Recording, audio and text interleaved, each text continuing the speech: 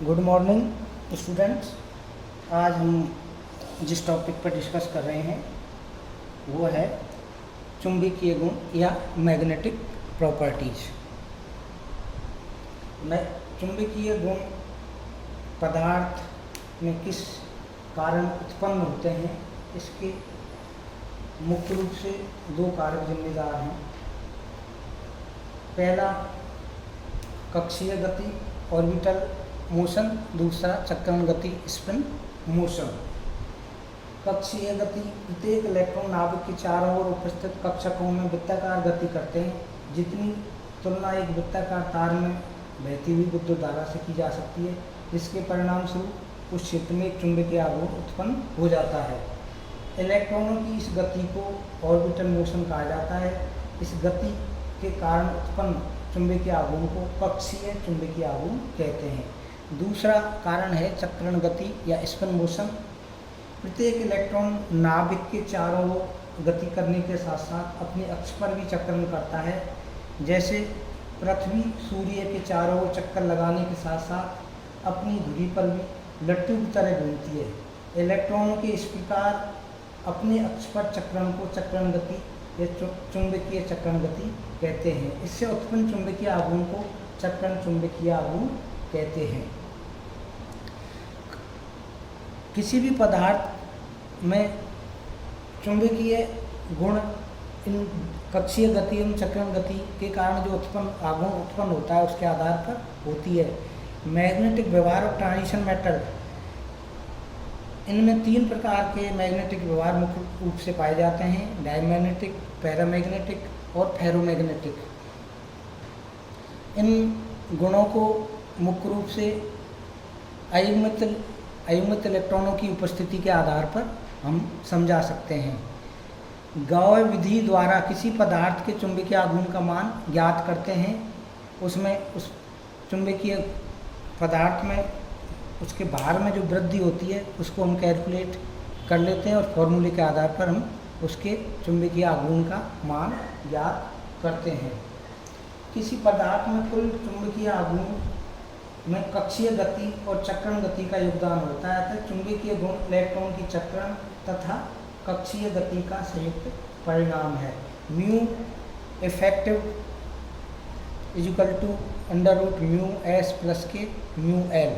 Mu S का जो value होती है mu S equal to G S under root S S plus के 1, जबकि म्यू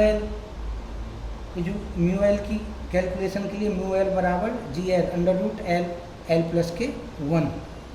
इसका जब दोनों को संयुक्त रूप से कैलकुलेशन ज्ञात करते हैं तो इसका मान प्राप्त होता है mu S equal to root N N plus के 2 बोर मैग्नेट्रॉन बी एम।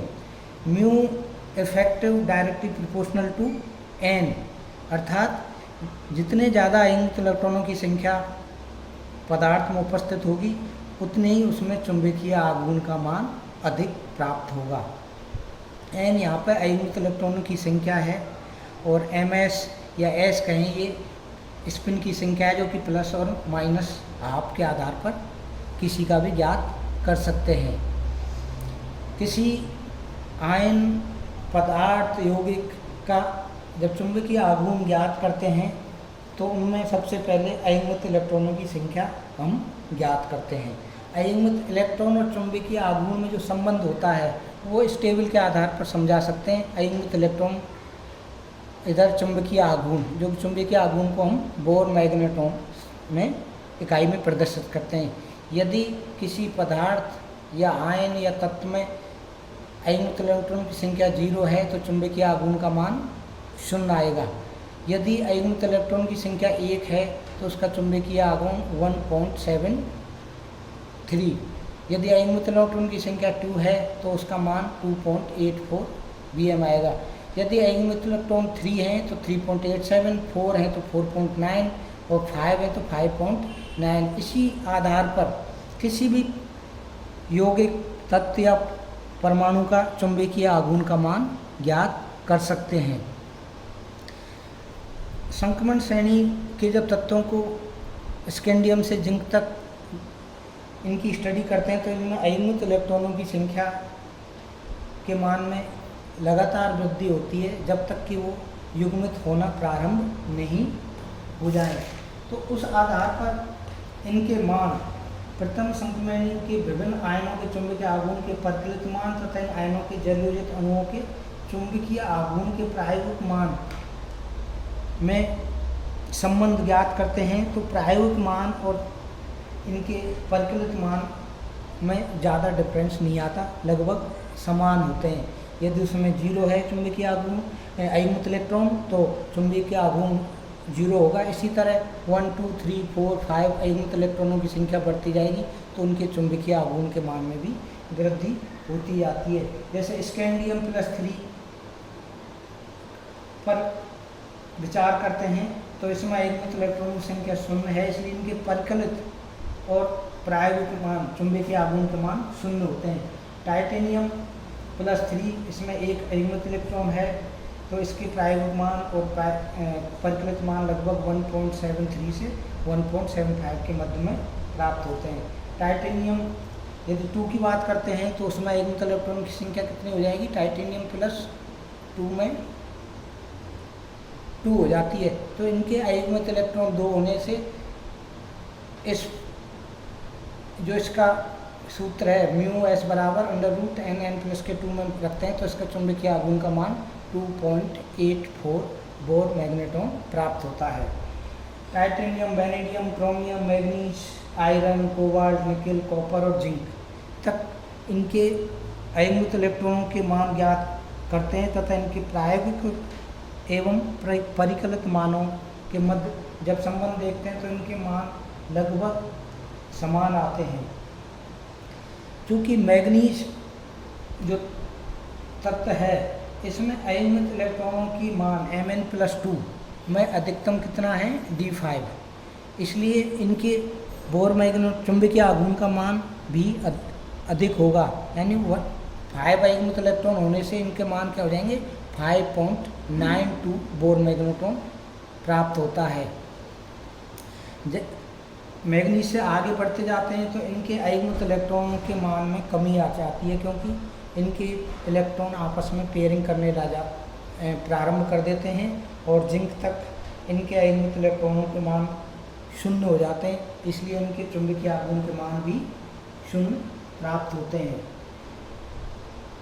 किसी भी पदार्थ के चुंबकीय आघूर्ण का मान उनके अयुग्मित इलेक्ट्रॉन की संख्या के आधार पर हम उसको समझा सकते हैं कि जितने ज़्यादा अयुग्मित इलेक्ट्रॉन होंगे उतना ही वो यौगिक कंपाउंड आयन चुंबकीय गुण ज़्यादा दर्शाएगा। जैसे अयुग्मित इलेक्ट्रॉन बढ़ते जाते हैं तो पैरामैग्नेटिक व्यवहार में और ज़्यादा वृद्धि होती है और फेरोमैग्नेटिक व्यवहार की तरह, क्योंकि उनके अयुग्मित इलेक्ट्रॉनों की संख्या अत्यधिक होती है जिससे उसके चुंबकीय आघूर्ण के मान अधिक प्राप्त होते हैं। इसको हम एक उदाहरण एग्जाम्पल से समझा सकते हैं। K4FeCN6